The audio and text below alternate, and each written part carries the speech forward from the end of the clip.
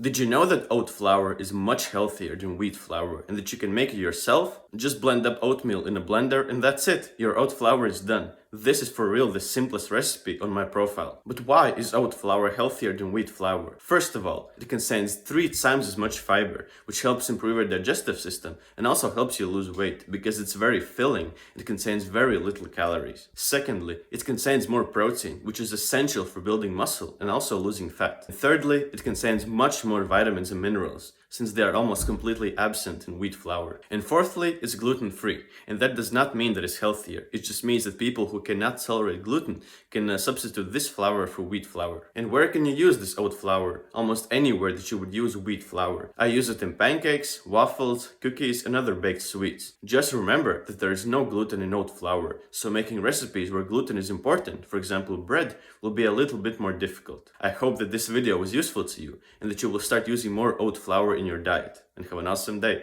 Peace.